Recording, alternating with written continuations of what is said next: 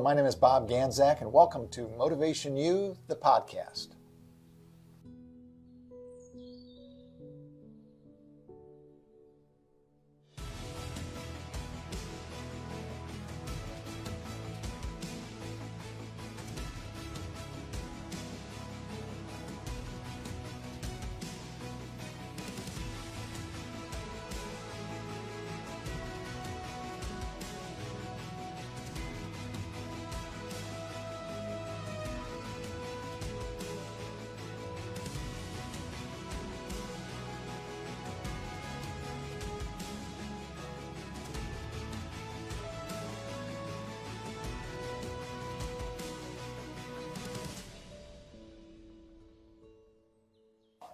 Welcome to MotivationU, the podcast, coming to you live from Spurrier's Gridiron Grill, here inside Coach's Podcast Room at Celebration Point, Gainesville, Florida. My name is Bob Ganzak.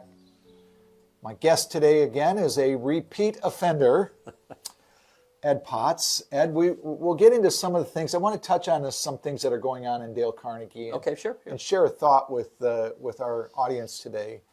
First of all, if you have any questions, send them in on Facebook Live on a text, and we'll answer those. And the subject matter today is going to be fascinating, so it's all about leadership. But we do have some Dale Carnegie programs coming up, starting next Tuesday here in Gainesville. Dale Carnegie class, still have room in that. If you'd like to sign up, you can go to jacksonville.dalecarnegie.com, jacksonville.dalecarnegie.com, and sign up. So that starts the 12th. We have a high-impact presentations. If you're a leader, if you want to be a leader, that storytelling, that ability to get in front of a crowd and really wow them, high-impact presentations is coming to Jacksonville. It's going to be at the Downtown Marriott, September 14th and 15th, all day, 2 days. It's an incredible, incredible event. Please, again, you can sign up at jacksonville.dalecarnegie.com. Class is coming in Valdosta. Class is coming in October in Jacksonville. Just go there, take a look at it, and find that out. Last Friday, Labor Day weekend, it was absolutely crazy.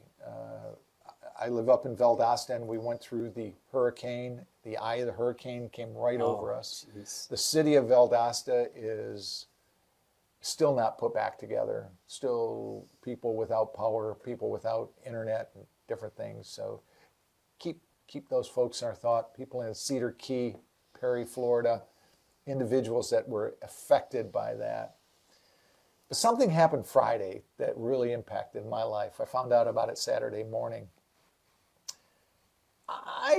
When I give a talk, I will admit I'm a little different. I like to have fun at what I do. If it's the podcast with Ed, we're here. I mean, this could be a suit and tie, stuffed shirt, very formatic type of podcast. That's not Bob Ganzak. That's not me. It never has been. At least since about 1975, 76, 77. We lost somebody that had a big impact on many of our lives, in Jimmy Buffett. Somebody once asked me back in the 90s on a radio broadcast that I was a part of, they said, what happened to all the poets? Where are the Emersons, the Dickinsons, the Robert Louis Stevenson, what happened to all those people? I said, they're still here. It's just that they have a guitar in their hands nowadays. If you took the music away and just read the words, that Calypso poet fascinating stuff. Read the book, Joe Merchant, or A Pirate Looks at 50, the story of his life at that stage. Absolutely incredible. And one of the things that Jimmy Buffett had brought to me as far as my mentality was, see, you can have fun doing what you do. You can be passionate about it. I mean, he enjoyed his craft. And he failed at so many darn things going through, tried to be a country music artist, and and it just didn't work. It didn't work. But he found a niche, believed in himself, and I'm sure when he looked at himself in the mirror every single morning, he didn't say, "You're never going to make it." He probably said, "I believe in you." And he brought a lot of joy to a lot of people. So that was a real sad weekend to lose that individual. Though, he lived his life in a song, as he said. So we have those songs and those words to carry us on forward. And I'm never going to change the way I approach my job. I'm going to have a great time. If somebody tells me they don't want me there talking to them, hey, fine, that's your decision. But I'm not going to try to be somebody that I'm not to please somebody else. So, and that's one thing they taught me. That's it for my words on Jimmy Buffett. Ed Potts, welcome Thank to you. MotivationU, the podcast. Glad you are here again. Happy to be back. Now, Ed's background is he's a board member of the Ronald McDonald House, Charities of North Florida, North Central Florida, right? We had Sherry Houston on here a couple of weeks ago, your CEO. Yeah. Had a wonderful time. You're a financial advisor for Edward Jones.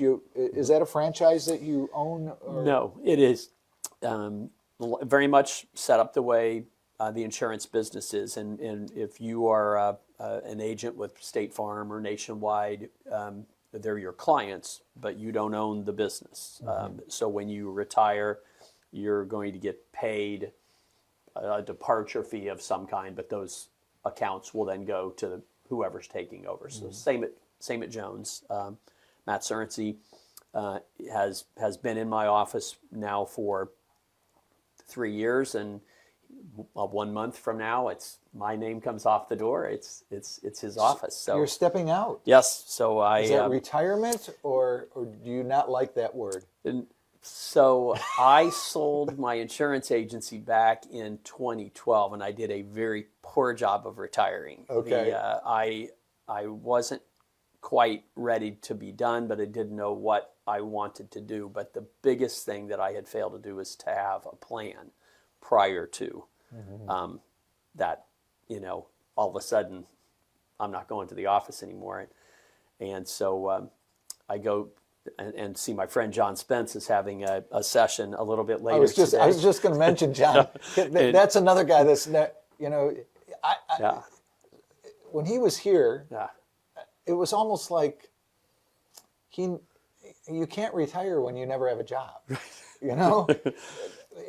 He's so passionate and loves what he does so much that it's like never worked a day in your life. He is, and I watched him on your podcast. Well, John and I have been friends since I came to town because he and I both favor Brown's Country Buffet restaurant in Alachua. That's where I met him. Now, I'd read a lot of his stuff, and I recognized him, but he's just sitting by himself, minding his own business. And I said hi and said, I read a lot of your articles, and we got to know each other and become friends. So when I realized that Matt Cerency, he had been in my office probably a year longer than he would have been had the pandemic not come. So when the pandemic came about, Edward Jones put a halt on leasing new offices. So Matt he qualified for his office. He could have been out on his own, probably would have opened an office out in Hawthorne where he was the mayor at that time. And 4 generations, their family, the Cerency family, everybody knows them out there. And I just realized, Matt's a great fit for my office. So I talked to my wife and said, I think I'm going to ask Matt if he would stay. If he'll stay, I'll retire early, a little bit earlier than I would have otherwise. But I'm picking my successor versus having my successor chosen for me. And she said, that's great, but you need to talk to somebody this time before you retire. And so I called John and I said, hey, I need an hour of your professional time. I'm getting ready to think I'm going to retire, and I want to have a plan in place. And he goes, well, first of all, it's not going to take us an hour. And second of all, I'm not charging you. We'll figure this out. And so he said, what do you want to do? And I said, well, I definitely want a charitable bucket. I want a civic bucket. I want to be involved in my city where my office was in Alachua. I live in Alachua. We're going to continue to live in Alachua, where this is our forever home. And then family. We've got a large family.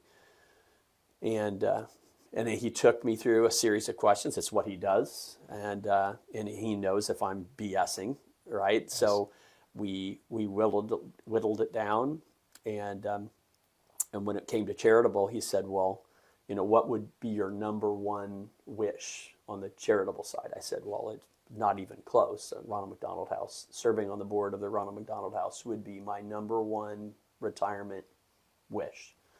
And then there were some things business-wise I wanted to accomplish in that 2 years.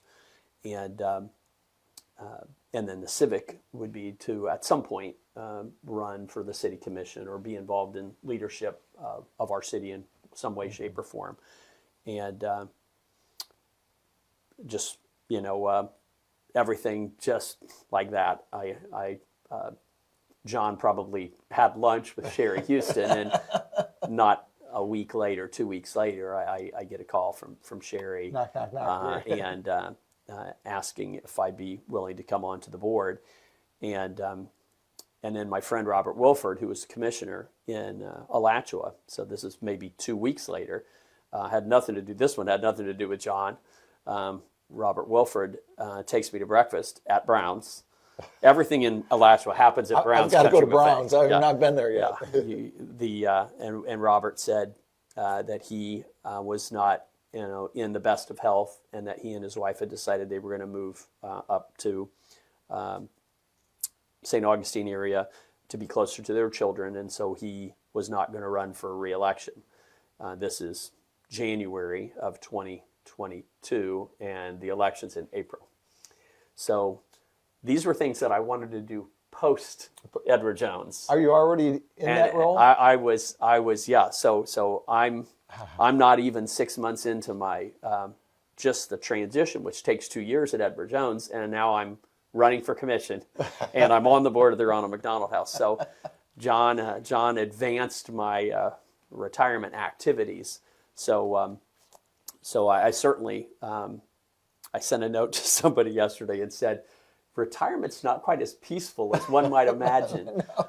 But I love, I know we're going to talk about the Ronald McDonald House, but everything that I had hoped it would be, it's 10 times better than that. I knew a number of the board members.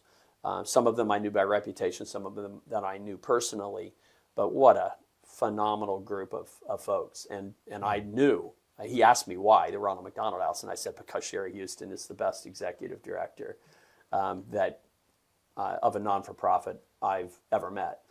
And I've been on non-for-profit boards. Remarkable person. For absolutely. Just you can feel it just being in the room. Yeah. I'm sure every single city and every community has those individuals.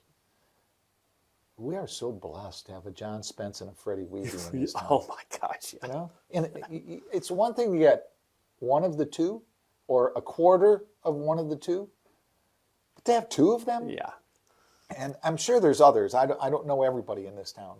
It's like having two franchise players. Yeah. Oh my goodness! It's just two people that when you tap into, not only that, their openness to allow people to come in and ask questions. And I had one of my students go through a business situation recently, and I said, "You reach out to Freddie. Reach out to him. Just pick his brain. Just like you're on the couch, just talk and listen to what comes back at you." And it's amazing, John. It's so nice to have those type of people in this town, and they make things happen too. Oh yes. That's the other part. John's been on this program twice, and I still remember his line the second time he came on. So you couldn't get somebody else on, huh? So you had to come back. No, I said, sorry, Freddie told me that, like, you didn't have any friends and you needed somebody to chat with. You know? But so the board of directors, you've opened up that can of worms at the Ronald McDonald Charities of North Central Florida. Who are some of the board members, and what is your mission? Like, when you get together for your board meetings, what is that like? Can you give a little like snippet to us what that leadership is like inside that room? So Sherry is the heart of the house and the passion. But Sherry will tell you, she reports to the board. She'll always say she has 25 bosses, right? And who wants to work for more than one boss, right? But our board elects a chair, and the chair typically serves 2 years. Brian Nasworth, owner of Quality Plumbing.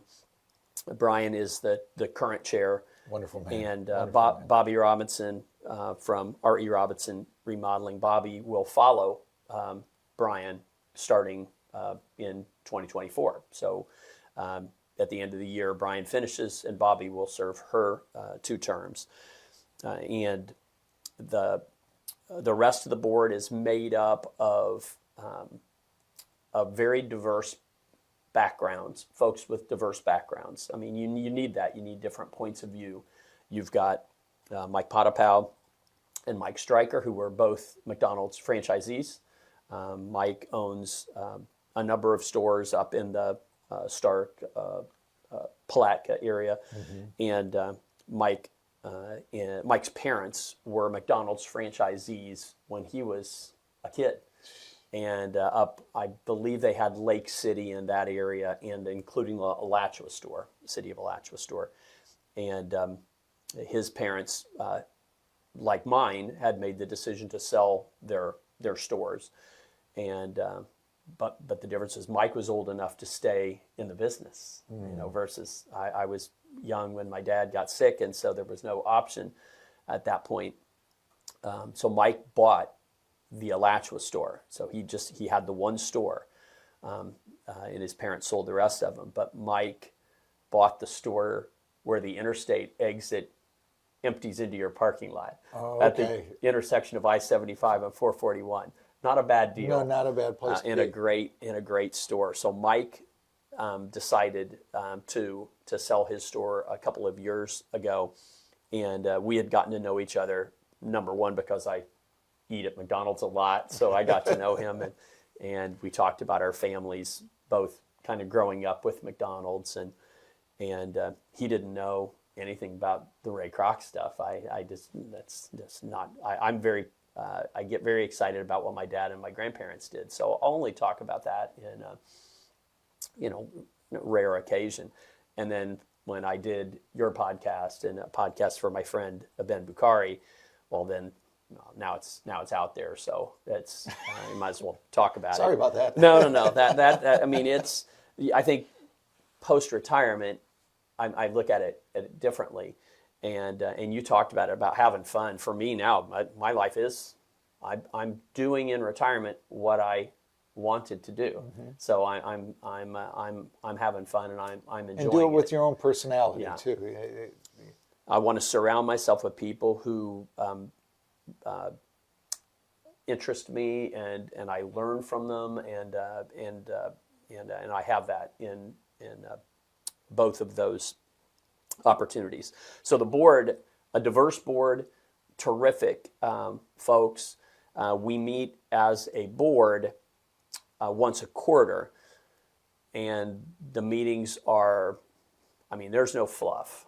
These are busy people. A lot of these are people who own their own businesses. Is it like an hour long? Or? Yeah. So we get most of the business done probably in an hour, maybe an hour and a half. Maybe for the last 18 months, it's been a little more because of the renovation and moving the house. Yep. But Sherry runs it very efficiently, and Brian in particular. Brian he has got it down. We could not possibly have had a better president in place to do this project. Yeah. The capital campaign was new to a lot of folks. I had been involved in capital campaigns before, either through our church in Indianapolis when I was director of finance, or other non-for-profits.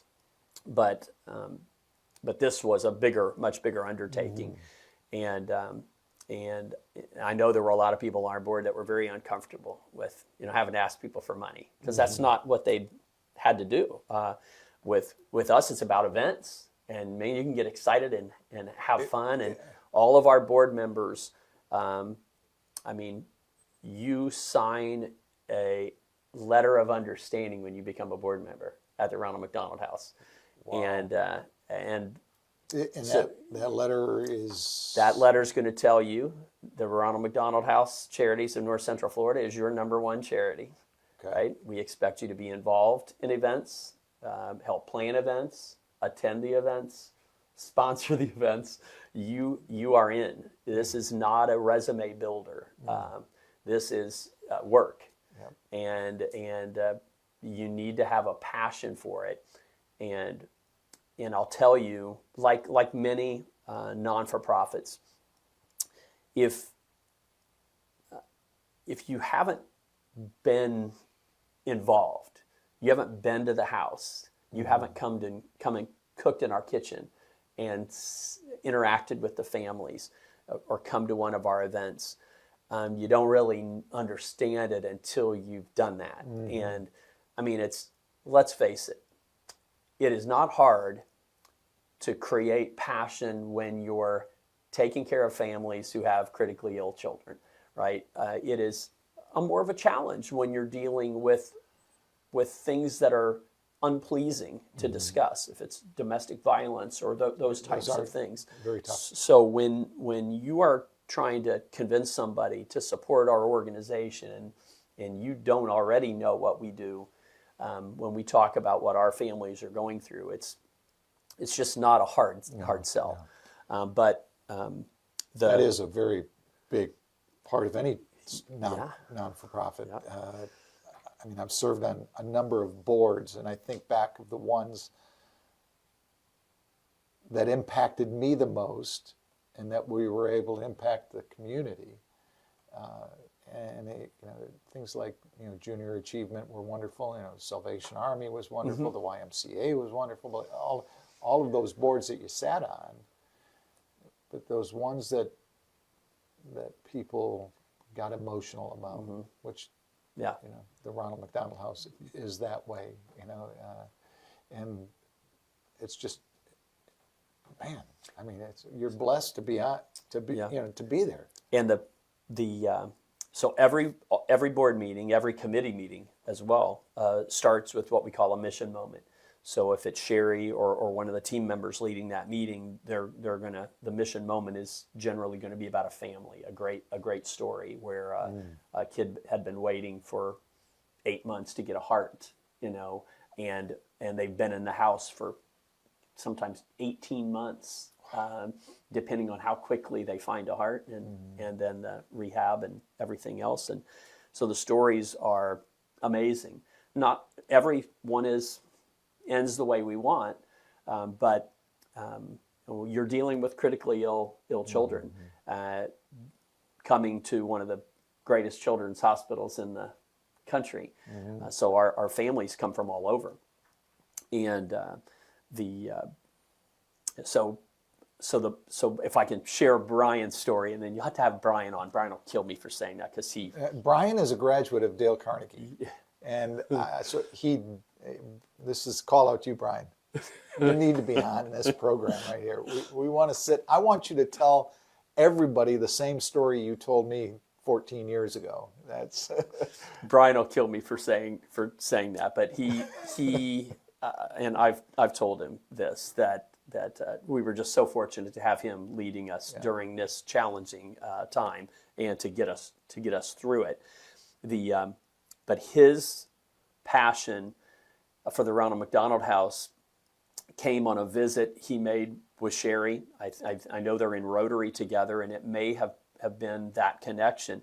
But he came into the house. She's touring him around, and he's joining the board, right? at that time. So he's like me, just coming onto the board. And they go into the laundry room as they're doing a tour, and there's a woman like down on her hands and knees pulling laundry out of the dryer, right? And he's looking at that going, we got to do better than this. We can't have people down on their hands and knees, pulling laundry out. And so he bought all new appliances for the house. Wow. And made them, up to on where they stands, were yeah. up to where people could do this comfortably, because he understood these folks in many cases are at the hospital 12 hours a day. They come back for a break, but for the most part, they're living at the hospital. So when they come back, to be down on your knees trying to do laundry is not what we wanted to have happen. And so Brian went from being a board member to being a board member, right? I mean, he is, and so many of our board member stories would be that same type of thing, an experience that they had, whether it was personal, where they had a family member. One of my wife's best friends, their daughter had a baby who was going to be born with heart issues and was going to need surgery. And they were able to stay, at the house. And I mean, the impact that has. And when I'll talk to people about serving on the board, and they'll tell me, we had a child that, and nobody really understands those families except somebody who's had their child in a critical care situation. And so the pandemic was a challenge for us. I mean, Sherry and the staff did such an amazing job. We were the only house in the state of Florida that remained open throughout the pandemic. But the protocols that had to be put in place, you can imagine, were very, very difficult. So if mom is there with the child, mom's going to have to stay with the child. There's no swapping off, because we couldn't have people going back home and getting COVID and then coming back to the house, because we have families that are already at risk, right? So the protocols were very, very difficult. Everybody had to be tested before they could come in, and then nobody could go home. And then the ability for the families to be able to have fellowship when they're eating and get to know each other, all of that was gone. Restricted. So during the pandemic, we couldn't have chefs come in, so we had to have food catered in. Folks were donating, which was wonderful, and the restaurants did a great job. But instead of ringing the dinner bell and having folks come down together, one family at a time would come down, get their stuff, and then take it back up to their room to eat. Oh, my. So one of the real benefits of our house is that those families have somebody else that they can talk to that can relate to what they're going through. Because those of us who've been blessed and not to have to be in that situation, we really can't. And that was carved out. That was eliminated in your situation back then. That was so now in the new house with 19 more rooms, we're now at 51 rooms, and they're suites. So we could have had more rooms if we made them smaller, but our families deserve, having as comfortable a situation as possible. So we go from, 32 rooms to, 50 rooms and suites, a kitchen that is incredible, beautiful commercial kitchen. I saw the pictures. It was like, that is. So our families, folks that have come in and cooked, if you've cooked at the current house, come and cook at the new house. It'll be a whole lot better experience. We're talking with Ed Potts, a financial advisor for Edward Jones, board of director, member of the board of the Ronald McDonald Charities, the Ronald McDonald House in North Central Florida. We're going to grab a quick break, and then we're going to come back. This is Motivation U, the podcast.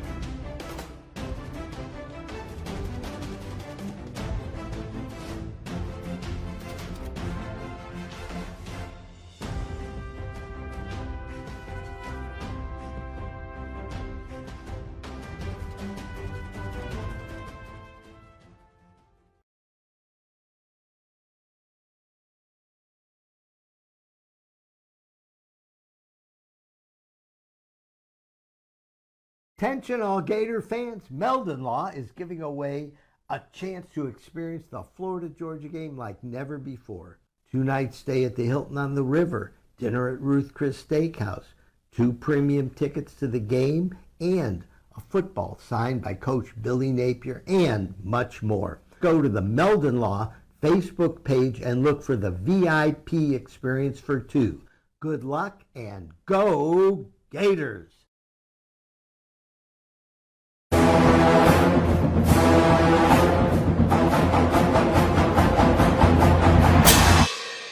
Jeffrey, what are you doing? Well, I'm joining the band, of course. Since Meldon Law is the official law firm partner of the Florida Gators, I want to help. Dad, we're litigators. Let's stick to helping people in the courtroom. Well, can we still hang out and jam a little bit? At Meldon Law, we won't back down. Looking for more reasons to celebrate? We have them here at Celebration Point. Enjoy some of the newest additions to our already celebratory lineup, like Dave & Buster's, Les Macarons, and Prime and Pearl. There's always a reason to celebrate. Join us anytime for any occasion. Celebration Point, where Gators come to celebrate.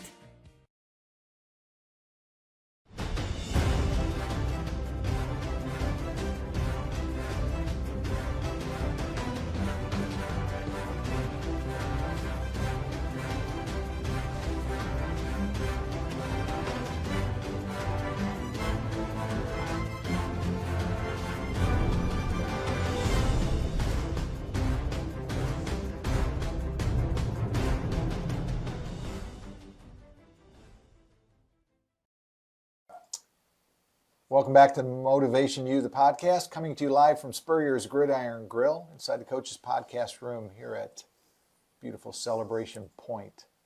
I'm talking with Ed Potts. And Ed, we've talked about so many different things. You talked about Ronald McDonald House and you know, something that Sherry Houston mentioned to me, and it was, I don't think it was while we were on the podcast, I think it was off. She started talking about the siblings of those kids that are waiting for that heart for 18 months. And they've got younger brother or sister, and the emotional roller coaster that those little ones are on. I have nothing to say about that, but what a blessing to have a place like the Ronald McDonald House that is cognizant of those youngsters. At our events, our big event, the Red Shoe Affair, which we just had 850 guests, was our most successful Red Shoe ever, largest and most successful. And there's usually a video about a family. And imagine, not every family is going to be comfortable telling that story or being able to hold it together. I mean, because the stories, I mean, there's not a dry eye in the house when those stories are told. And I mean, it just, if you weren't already if you didn't already have a soft spot, for the house, you will after. But we have so many different, events, and we meet folks, and I think, again, it's the strength of our board and our advisory committee. We have a lot of volunteers that work on the advisory committee. They are not on the board, but they focus more on the actual events. And then the board pitches in and actually runs a couple of events, the clay shoot out in Bradford County being another one. That has grown. I think we had over 400 shooters at that event. Much different demographic than what we have at the Red Shoe Affair, for instance. And yet I see those folks and interact with them out on the course. And their stories and their support and their passion. And some of them, when they came the first time, they didn't really know much about. They just came because it was a clay shoot. Somebody invited them to come to the clay shoot, but then they hear the stories, they see the video. What it's about. And then now they're not only coming back, but they're coming back and they understand the mission and they've shared it with others. That's how that event has gone from, 50 shooters to 400 shooters. Wow. And our friends out at Sportsman's Park are fantastic, but there is no way you can put more people on a course in one day. So Mr. Potapow on our board, Mike, he runs that clay shoot, and he is as competitive a person as you're ever going to meet. So our event first became maybe the biggest event in Florida, and then it became the biggest event in the Southeast region. Well, he wanted it to be the biggest Ronald McDonald House clay shoot in the country. And I think we're there. I think the only way we could get bigger is if we go to a 2-day event, and that would really tax our volunteers. That would be tough. And a lot of volunteers volunteer for more than one charity too. Right. That's I've noticed that in many communities. And here, I mean, you have Tyler's Hope just came to my mind too, and what another great charity, and the things. Rick Staub, yeah. What an incredible community this is, because we mentioned too, there's dozens of, and the people just support them on and on. Shift gears, all right? You brought it up, and we wanted to talk about this last time. Your great uncle had a little bit to do with the founding of McDonald's. In a short version, tell us about your great uncle through your eyes and who he was. So my grandmother is Lorraine Kroc. Her brother, Ray, is, he's who created the McDonald's that exists today. So he bought out the McDonald's brothers, and in short version, I think if you've certainly folks have watched the movie The Founder, if you haven't, go watch it. It's a very entertaining movie, and for the most part really accurate. The one piece that maybe isn't so accurate is those that think he stole, or somehow took McDonald's away from them. They got paid generously, very generously. Yeah. And a point about that you made last time that I do want to make that point. They got paid what they wanted to get paid. Yeah. It wasn't like that was offered to them. They had a number in their mind that they, after taxes, after this, that they wanted to walk away from. And so he met that, right? Yeah. So when he went and visited them in 1956, 57, and think about it, at this point, as far as he knew, they had one restaurant, this drive-in restaurant in San Bernardino, California, maybe 1,000 square feet, right? Selling burgers. Basically, you're buying a meal for less than $1. So you think your average sale is $1, right? And when Ray asked them, he said, "I want to franchise your operation. You don't have to do anything. Just pay me for finding new people, and I want." And he said, "No, we've tried that. It didn't work." And he said, "We have this house right here. See that house on the hill? That's where we live. And one day we'll sell our restaurant. We'd like to get $1 million each, and we'll be good." That's it. But think about that. Yeah. This is the 50s. 1956. And somebody told you today that they own a little hamburger stand and that they want to sell it and get $2 million because there's two brothers. In today's You'd be laughing at that, right? So Ray Kroc paid them $1 million after taxes each, about 6 years later, right?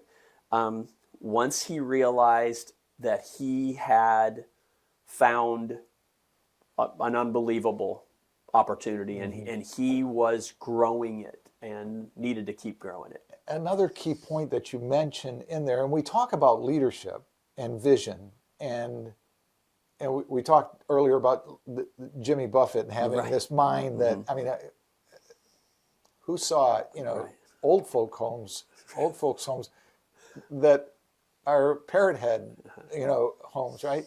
You have to be a different mindset to see that. But one of the things that you mentioned last time was that they had tried to franchise the brothers like 9 stores, and they didn't work. And you had told me at that time that one of the reasons it didn't work is because they couldn't get their vision to those 9 stores because they were still working in the business. I saw your interview, your podcast with Mitch Glazer, and I know Mitch well. We serve on the Alachua Chamber Board together, and my office is in Tech City. It's Mitch's place. And Mitch was talking about that he looked at it differently. He thinks absentee ownership can work, and it's worked. He's made it work in some of his businesses. I just think in the restaurant business, it's different, especially those two. And the Founder movie, I think, really is accurate. They were so particular about their process, their efficiency, the speedy service system that they created. They were very hands-on owners. They were present. You can't recreate that. No. You can't. You're just not going to find people that have that same passion and drive. And so for them, what they wanted to recreate what they had, and unless one of the brothers went to that and stayed there, I just think that's where the difference. And it's tough to sprinkle that out amongst a lot of individuals. You were talking about the process-driven, which we deal with that in our business a lot, and I see it in leadership all the time. That they were concerned about the process, which is vitally important. That's the chemistry of how to make that burger, and like you were telling me that the meat's got to sit right in the middle of the bun, and the 2 pickles are on in a certain way. Right. That is vitally important to build your brand. On the other side, you still need those individuals that had the charisma and the charismatic way about them to get out and let people know about it. And it's not always the process-driven person. The analytical one, they come to the Dale Carnegie class to gain some confidence in their communication skills. That's a difficult thing. So Ray was more of that charismatic person, the visionary. But he so believed in their system. You're talking about this. Ray Kroc had 0 food service. His closest thing to food service experience was that he was selling shake multi-mixers to restaurants and paper cups in his prior career. And he was like in his 50s at that time, right? 52 when he met the McDonald's brothers. He was 52. 52 years old. Yeah. So but I think he was more passionate about the way they ran the San Bernardino store. He was more passionate about replicating that than they were. You see what I'm saying? Yep. That he didn't open a store where he wasn't present, working with that owner to correct them and to say, no, we don't do it that way. It has to be done this way, and here's why. And and I think the McDonald's brothers were extremely diligent about store number 1, but the stores that were out and about, I think that's why they weren't successful. Plus, I mean, you're talking about the number 1 store. Maybe you're never going to get a store that's going to be as good as that.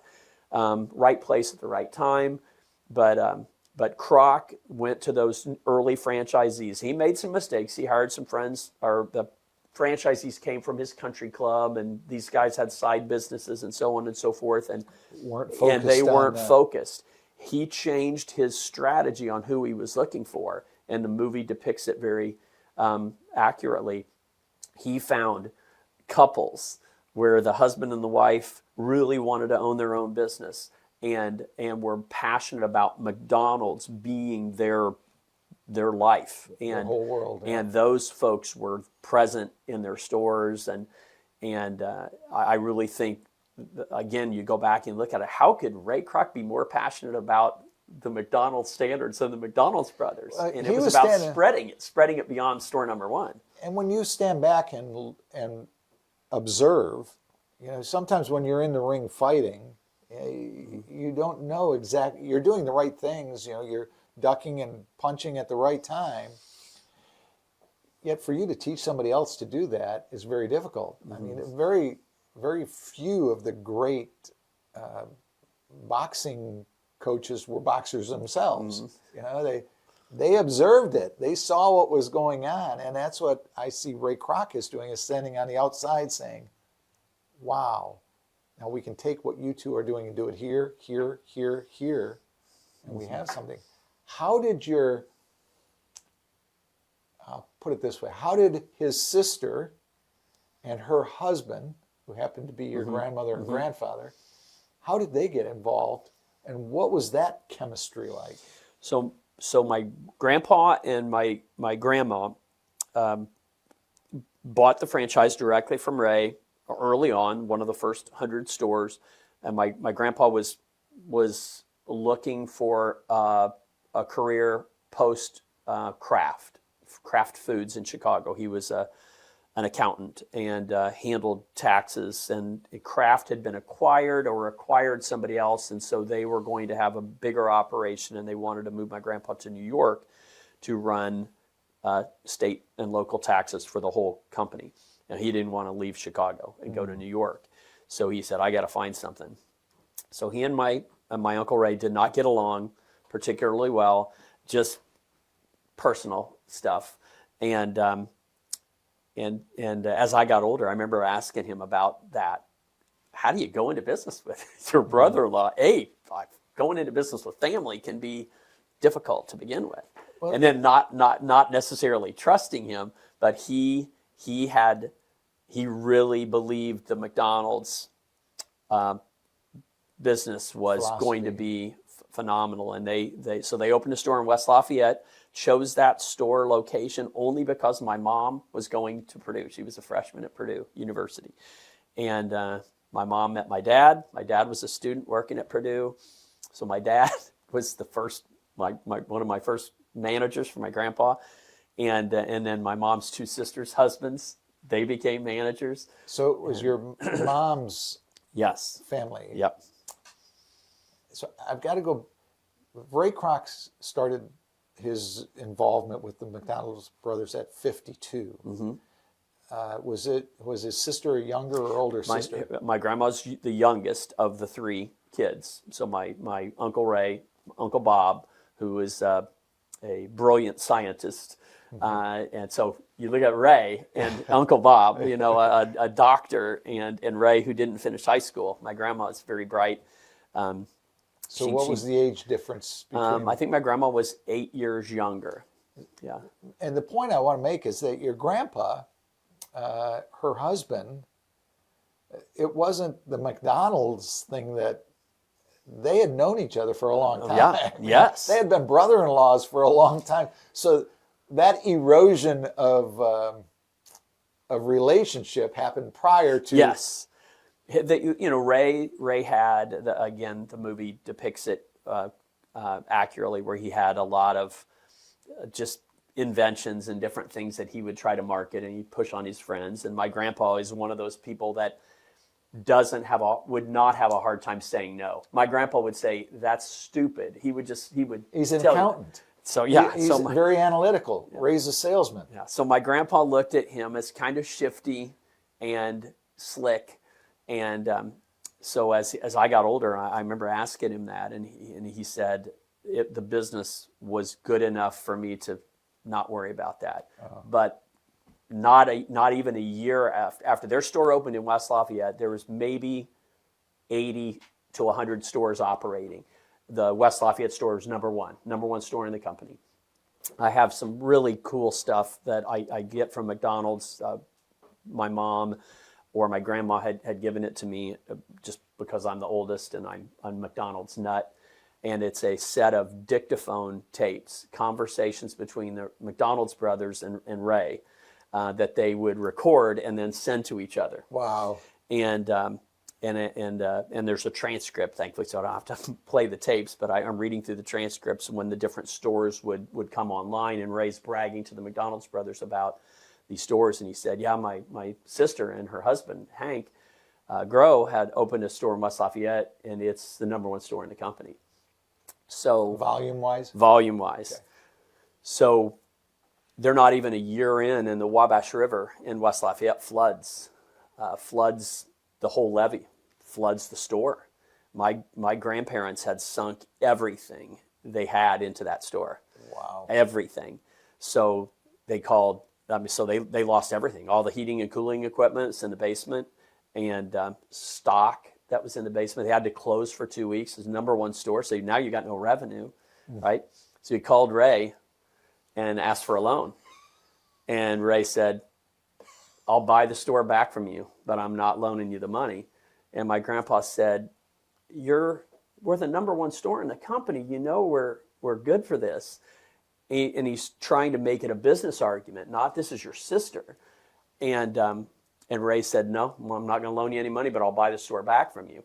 It was almost like he was mad that my grandpa had a successful store. Wow. Right? Wow. And like, man, I wouldn't have given him that store if I would have known it was going to be that. You didn't give it to him. Right. He bought that from you and built it. So my grandpa and my grandma and grandpa, my dad, my mom and her 2 sisters and their husbands ran that store by themselves for 2 years, 3 years. And no employees. Students came in and helped for the lunch rush and the Okay. dinner rush, but that's it. Otherwise, So they lived in that store until they got it back. My grandpa had a interest-only loan. He had a bank that had given him the ability to pay just interest on his loan, which he did, and they found a way to survive. And the store, once it opened, went right back to being the #1 store in the company. And not only did he pay off his loan, he paid it completely off in 3 years, but never a dime from McDonald's, never a dime from Ray. So an already fractured relationship got more fractured. So was Ray smart enough as a leader to be able to push that button and know that Hank, your grandpa, needed to have somebody tell him that to really get the intestinal fortitude up?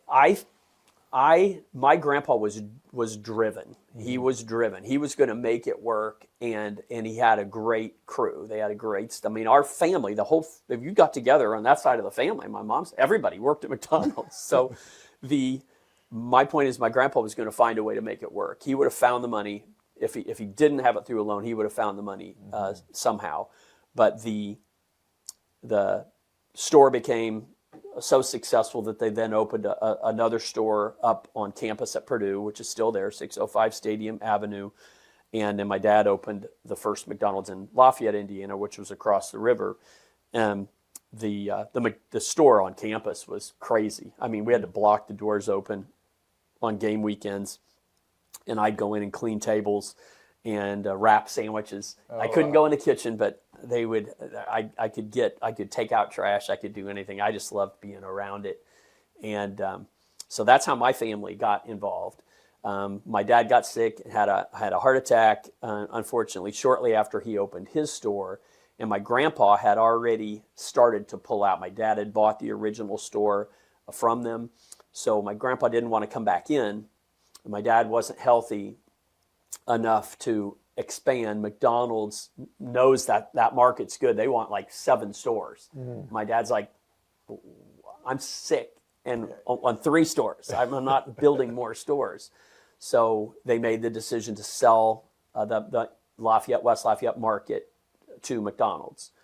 And my grandpa told me that story a million times. So McDonald's basically, was it still at that time Ray Kroc? Yeah. So Ray was still involved, but it was a much bigger. What was Joan like? So Joan was. That was Ray's wife. Yeah. Joan So his third wife, right? The movie who ended up Yeah. with the San Diego Padres. Yeah, I Joan believe. Kroc, when before she died, she was one of the richest women in the United States. I mean, when Ray died, and we did inherit some money. Us kids, the grandnieces and nephews, we all got our own checks, and my grandma and my mom and her 2 sisters, of course. But all the stock went to Joan. And so when Ray died, I remember my parents telling me he was worth $250 million, which that's a lot of money. Yeah. But Joan gave away upon her death $1.5 billion just to the Salvation Army. It was at that time the biggest gift by an individual ever in history. The Salvation Army had to meet corporately to decide if they could even accept it, because it was going to. There were some requirements. That's quite a while ago, too. Yeah. I mean, she's been gone quite a while now. She gave, $600 million to the Ronald McDonald House. She gave millions and millions of dollars to social charities in the San Diego area where she lived. She gave the largest gift ever to NPR. So you'll still hear her when they run a newscast that alternates, but you'll hear them say this is due to the Joan Kroc Trust. That's amazing. The estate of Joan Kroc, I believe it said.